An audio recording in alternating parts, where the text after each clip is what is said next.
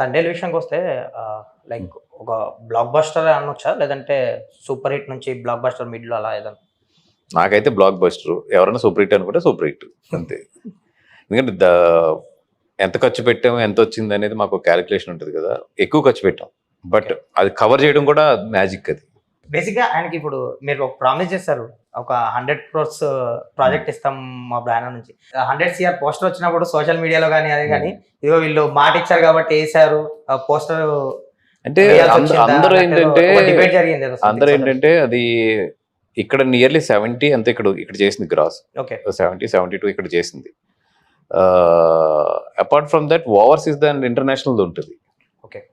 అది క్యాలిక్యులేట్ చేసుకోవాలి మొత్తం. ఇప్పుడు అది వరల్డ్ వైడ్ గ్రాస్. అది దానికి డాలర్ వాల్యూ ఫ్లక్చుయేషన్ ఉంటుంది. తర్వాత కొంచెం వేరే ఏరియాలో చేసిన డాలర్స్ వాల్యూలు ఉంటాయి. ఒక్కొక్క కంట్రీ ఒక్కొక్క డాలర్ వాల్యూ ఉంటుంది.